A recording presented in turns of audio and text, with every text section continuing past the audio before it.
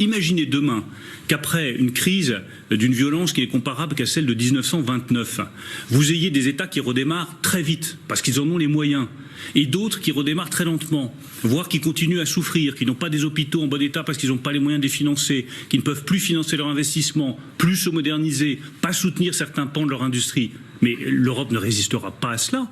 Elle explosera si elle ne fait pas preuve de solidarité.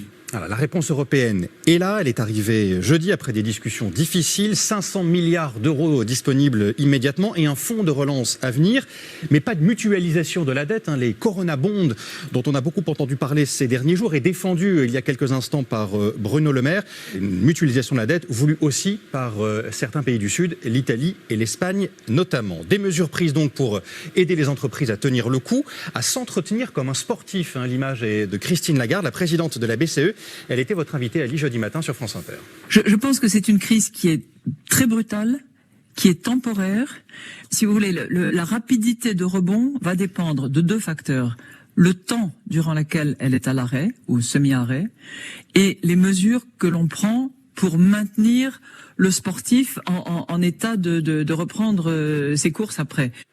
Qu'est-ce que vous pensez de Christine Lagarde, Jean-Luc Mélenchon et des décisions prises par la Banque Centrale Européenne? Est-ce que vous dites merci, vous nous permettez de faire face à la crise et de sauver ce qui peut l'être? Ou est-ce que vous avez toujours un regard critique sur l'action de la Banque Centrale Européenne? Ah oui, je suis consterné par la sottise de ce qui a été décidé et par le tam-tam trompeur qui est fait autour. 540 milliards, disent-ils, la plupart de cet argent n'est pas fait d'argent frais qu'on met dans l'économie, ce sont des garanties de prêts, ce sont des reports de paiement, etc., etc. Et 540 milliards, bien sûr, pour celui qui écoute, on dit « Ah ben ça fait beaucoup ». Ouais. La vérité, c'est que c'est 2 fois rien, car la Banque Centrale Européenne a avancé 2000 milliards au cours des 2 années qui viennent de s'écouler, gratuitement aux banques privées, parce qu'on craignait une récession de 1 point. Là, nous sommes sur 6, 7. Les Allemands sont à 9 points de récession pour leur premier trimestre. Et tout ce qu'ils trouvent à faire, c'est de mobiliser une pseudo-somme qui est égale au quart de ce qui a été mobilisé pour un problème bien moins important. Pour comprendre, ça vous semble insuffisant ? Mais c'est dérisoire, c'est pas insuffisant. C'est dérisoire. Mais il faut bien comprendre une chose. C'est que là-dedans, il y a des gens qui ont des comportements rationnels. Les Pays-Bas et l'Allemagne, principalement l'Allemagne, qui est la grande puissance dominatrice de l'Union européenne. Au passage, elle se débarrasse de ses 3 premiers concurrents, que sont la France, 2e économie, l'Italie, 3e économie, l'Espagne, 4e économie. Je ne suis pas d'accord. Tout à l'heure, Madame Lagarde dira, vous avez dit vous-même, vous avez dit, bon, on verra ceux qui rebondissent et qui seront, ou sinon l'Europe se fracassera. Mais pardon de vous dire qu'on se fiche de savoir si l'Europe se fracassera. Ce qui est important, c'est de savoir dans quel état seront nos sociétés. Si vous avez une seule nation qui s'en sort, l'Allemagne, avec les Pays-Bas, et que tous les autres sont conduits à une clochardisation dont on a une idée déjà aujourd'hui quand on voit qu'on attend les avions chinois pour faire des masques. Donc vous voyez, vous avez un avant-goût de ce que c'est qu'un pays clochard. C'est un pays qui attend que les autres le tirent d'affaire, qui supplie qu'on veuille bien leur faire des livraisons.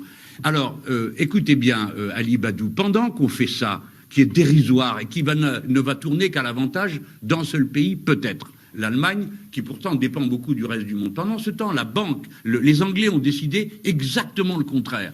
C'est-à-dire que la Banque centrale anglaise donne directement de l'argent à l'État anglais. Aux États-Unis d'Amérique, ils ont fait encore plus incroyable. La Banque centrale américaine s'est portée garante de tous les emprunts. Les États-Unis d'Amérique, paradis du capitalisme, sont dorénavant un pays où le risque, qui justifie l'existence du capitalisme jusque-là, n'existe plus.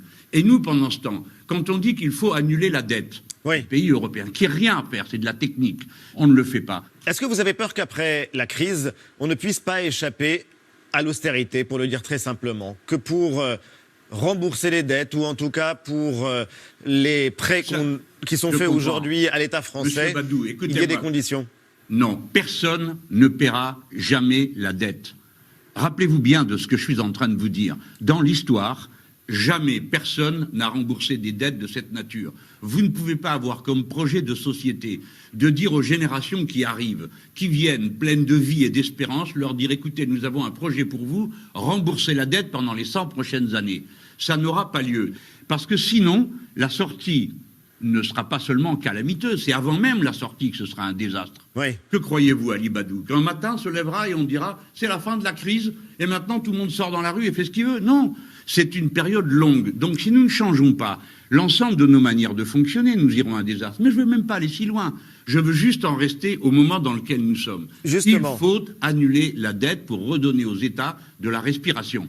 On entend Jean-Luc Mélenchon, des voix s'élever en France, ailleurs aussi en Allemagne, dans les milieux d'affaires, aux États-Unis, des voix qui réclament qu'on sorte rapidement du confinement. Autrement, la catastrophe économique et sociale sera tellement importante qu'on ne pourra jamais s'en remettre. Il faut choisir, disent-ils, ses priorités, la santé ou l'économie.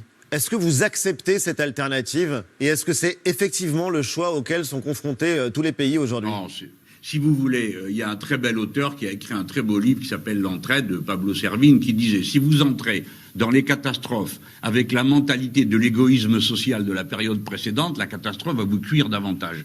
Si on explique qu'on met sur le même plan la qualité de la vie humaine, l'amour qu'on se porte les uns aux autres et à nos proches avec le mouvement des affaires, c'est que nous avons cessé d'être des êtres humains pour devenir des robots. Non, on ne peut pas opposer les choses comme ça. Au contraire, il faut chercher le point de passage, la manière d'avancer qui combine les différentes nécessités. Mais encore une fois, il faut compter sur les gens, sur les êtres humains, faites-leur confiance. Ouais. Si vous convoquez des gens au travail, mais qu'une fois qu'ils sont au travail, il n'y a aucun moyen de garantir sa survie, les mesures sanitaires, évidemment, vous leur demandez de se suicider. Personne n'a envie de se suicider. Donc, faites confiance aux salariés pour qu'ils organisent eux-mêmes les conditions sanitaires optimales de la production. Et puis, il y a des millions de gens qui sont en train de sombrer dans la misère la plus absolue en ce moment. Pas demain à la sortie de crise ou je ne sais pas quoi. Donc, oubliez l'idée que l'économie telle que vous l'avez connue puisse redémarrer. Ça, c'est absolument impensable. Alors justement, vous allez nous dire si vous avez le sentiment que nous assistons à la fin d'un monde, le monde tel qu'on le connaît, et si on peut déjà commencer à réfléchir à l'après, au monde d'après. Avant votre réponse, Jean-Luc Mélenchon, un état des lieux, Antoine, de plusieurs pistes de réflexion qui ont été publiées ces derniers jours. Oui, plusieurs intellectuels, plusieurs économistes, plusieurs chercheurs ont tenté de répondre à cette question. Change-t-on de monde actuellement? Tous s'accordent sur un point, le monde tel que nous le connaissions il y a encore un mois est mort et les choix que les gouvernements doivent faire vont profondément changer nos vies, choix économiques et choix politiques essentiellement. Commençons par la politique. Le monde d'après pourrait être plus autoritaire. Ce sont les démocraties occidentales qui sont le plus frappées par le virus. Ce sont elles qui sont le plus secouées, ébranlées par cette crise. Les libertés, on en a parlé il y a quelques instants, y ont été restreintes. Elles pourraient l'être encore à l'avenir. Le système d'autorité fondé sur la protection des droits individuels peut même s'effondrer. C'est ce qu'écrit Jacques Attali sur son site internet. Un avis partagé par l'historien israélien Yuval Noah Harari dans le Financial Times. Il souligne les deux choix que doivent faire nos gouvernements. Le premier, c'est entre la surveillance totalitaire et l'autonomisation des citoyens. Le second, dit-il, c'est entre l'isolement nationaliste et la solidarité mondiale. Et sur ce dernier point, il n'est pas très optimiste. Une paralysie collective a saisi la communauté internationale, phénomène dont le symbole est l'attitude des États-Unis. Ils ont renoncé, écrit Harari, à leur rôle de leader. La crise actuelle est la première d'un monde post-américain, dit même le directeur de l'IFRI, l'Institut français des relations internationales, Thomas Gomard, un entretien accordé au Monde. L'absence de leadership des États-Unis, dit-il, est inédite. C'est la fin du multilatéralisme tel qu'on l'a connu depuis des décennies. La fin d'un monde aussi en économie, en tout cas la fin de la mondialisation telle qu'on l'a connue, la mondialisation galopante. Exactement, c'est ce que pense et c'est ce que souhaite aussi Arnaud Montebourg, l'ancien ministre de l'économie, l'a dit dans Libération mardi. Le moins d'importations possible, une économie davantage tournée vers le marché intérieur continental avec des bons salaires et de meilleurs prix pour rémunérer ceux qui produisent ici. Des propos qu'on peut résumer en deux mots. Démondialisation, c'est ce que défend Arnaud Montebourg depuis une dizaine d'années, et relocalisation. La relocalisation, c'est aussi ce qu'entrevoit Dominique Strauss-Kahn, autre ancien ministre de l'économie, autre ancien socialiste. Il est fort probable, dit-il, que la crise conduise à des formes de relocalisation de la production régionale, sinon nationale.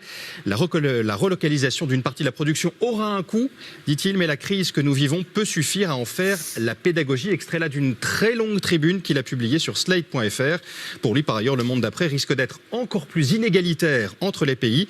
Les pays pauvres vont s'appauvrir si rien n'est fait et les pays riches s'enrichir. Cela dit, certains voient le monde d'après bien différemment. La démondialisation, ils n'y croient pas. Pour eux, la mondialisation n'est pas morte. Elle entre simplement dans un nouveau chapitre de son histoire. C'est ce que dit notamment un auteur et financier américain, Zachary Karabel, dans un texte publié par le Wall Street Journal. Il y aura sûrement une relocalisation de la production, du moins dans les pays qui peuvent se le permettre. Mais quand cette crise sera passée, nous allons voir la confirmation de ce que nous savons déjà sur la mondialisation. Il est facile de la haïr, il est aisé de l'attaquer, mais il est impossible de l'arrêter.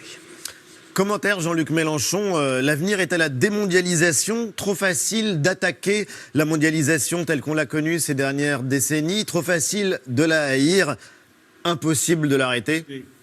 Écoutez, d'abord commencerons, je voudrais d'abord vous dire combien pour moi toutes ces contributions intellectuelles sont un moment de bonheur intense, parce que ce sont les thèses que je défends et que j'ai défendues et qui se trouvent mises en mesure gouvernementale. Pardon, mais le monde ne vient pas de commencer. Il est possible que toutes sortes de gens le découvrent seulement maintenant, mais il y a maintenant plus d'une décennie que des gens réfléchissent, proposent et font vivre un modèle alternatif. Pour ma part, j'ai une contribution, ça s'appelle l'Avenir en commun, c'est le programme que j'ai présenté aux présidentielles dernières. Ce n'était pas un document pour sacrifier un rite électoral, c'est une pensée sur le monde. Non mais pardon, j'y tiens parce que il y a aussi une certaine dignité de la vie politique qui ne peut pas être faite comme ça, comme si le monde recommençait tous les jours. La mondialisation, elle a toujours été, toujours. L'Empire romain est une mondialisation, l'Empire égyptien en était une. Par conséquent, ce n'est pas le sujet. Ce qui est le sujet, c'est la globalisation, c'est-à-dire le fait que toutes les activités humaines soient prises dans un même filet de la finance mondiale et rendues de cette manière interdépendantes et donc dépendantes d'un incident n'importe où. Donc nous allons vers la relocalisation. C'est souhaitable chaque fois que c'est possible, ça demande beaucoup d'efforts, beaucoup de travail. Donc il n'y aura pas moins à faire demain, il y a à faire tout autrement, mais de manière tout aussi intense, et même plus, parce que pendant que nous dissertons, le changement climatique, lui, continue. Et par conséquent, il va produire ses effets dévastateurs, et il faut que nous ayons une société, non pas de plus en plus autoritaire, mais de plus en plus solidaire pour faire face aux catastrophes. Mais je suis d'accord pour dire que le risque est là. Puisque vous parliez d'écologie, Jean-Luc Mélenchon, vous avez forcément vu ces images, celles de Rorqual, ces baleines tout près des calanques de Marseille, une image très inhabituelle. Qu'est-ce que cette vidéo vous inspire? Est-ce que vous aimez voir la nature reprendre ses droits, ou est-ce que c'est le signe que quelque chose ne va pas, puisque les baleines ne sont là que parce que les hommes ont disparu de ces espaces-là? Bien sûr que quelque chose ne va pas. C'est que sur la lancée sur laquelle nous sommes, nous allons détruire l'écosystème compatible avec la vie humaine. Mais vous savez, la nature, elle s'en fout de vous, hein, et de moi et de tout le monde. Si nous disparaissons demain, il y aura des virus, il y aura peut-être encore sans doute des cafards, des fourmis, et que sais-je encore. La nature continuera toujours. Ce que nous protégeons, c'est l'écosystème compatible avec la vie humaine. Et puis, au-delà de l'écosystème, disons la beauté du monde. Si nous en sommes incapables, nous disparaîtrons. Et puis voilà, bon, c'est à l'échelle de l'univers, vous savez, c'est pas grand-chose tout ça. Non, mais je préfère garder l'image d'espoir que vous venez de formuler, Jean-Luc Mélenchon. Question, la dernière, elle est beaucoup plus prosaïque. Il ne s'agit pas de contempler la beauté du monde et de la nature, mais de regarder le président de la République à la télévision lundi soir. Qu'attendez-vous d'Emmanuel Macron ? Si, attendre de lui. Maintenant, je pense qu'il faut qu'il renonce au ton un peu brutal là qu'il avait pris à un moment donné. Il a dit, ouais, tout le monde devra rendre des comptes après, doucement. Non, tout le monde ne rendra pas des comptes. Ceux qui rendront des comptes, c'est les responsables, pas les autres. Alors, bon, je sais ce qu'il va faire. Il va nous faire une grande dissertation, il va nous voler nos mots, et il va dire, et maintenant, le meilleur défenseur de l'écologie, du développement humain, c'est moi. Mais ça, on a déjà entendu une fois M. Sarkozy le faire avec un certain talent. À l'époque, après 2008, il avait fait un discours quasiment gauchiste, où il disait que c'en était fini de l'argent roi et tout ça. On a vu ce que ça donnait après. Mais à l'époque, il faut leur reconnaître ça. Ils ont sauvé le capitalisme mondial. Là, personne ne sauvera l'humanité du bazar qui s'avance. Alors, bon, il va nous faire ça, et puis après, il va nous faire quelque chose sur l'union nationale. Peut-être qu'il va proposer un gouvernement d'union nationale et peut-être qu'il y aura des gens qui trouveront ça bien. Et puis, ou alors l'inverse, il va nous menacer tous et continuer à renforcer les contrôles, la surveillance. Pour le reste, il va nous dire qu'il y a 100 milliards qu'il a mis sur la table, personne ne regardera le détail, que les élections seront reportées, tout ça, je peux vous écrire le discours d'avance. La seule inconnue, c'est à la fin, qu'est-ce qu'il propose de faire concrètement.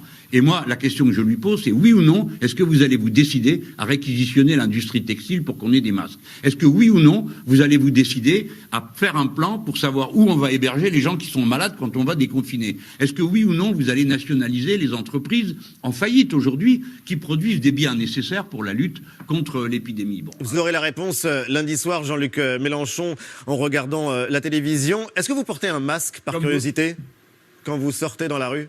Non. Non, je n'en ai pas. Et puis, je le regrette beaucoup. J'en aurai quand on nous dira d'en mettre et qu'on me dira comment m'en procurer. Parce que, vous savez, il existe une surveillance extrêmement malveillante qui fait que dès qu'un homme politique comme moi apparaît, si je porte un masque, on va me dire où vous l'avez pris, alors que pendant ce temps-là, des médecins meurent. Bref, j'essaye de me comporter d'une manière qui soit le plus conforme possible à ce qu'on peut attendre de moi. Au demeurant, je ne croise personne dans la rue, tout le monde s'évite. Vous savez, en ce moment, tout ce qui va avec le confinement est profondément anti-humain. Nous autres, les êtres humains, nous avons besoin de contact, nous avons besoin de nous parler, nous avons besoin de faire des gestes. Et nous sommes continuellement brutalisés dans notre humanité. Alors, je pense qu'il faut faire tout ce qu'on peut pour abaisser le niveau d'agressivité qu'il y a dans la société. Et mon rôle, c'est de me comporter le plus à la moyenne possible pour ne pas donner de l'irritation ou provoquer de la polémique autour de moi. En tout cas, c'était le cas. Merci Jean-Luc Mélenchon d'avoir répondu à nos questions.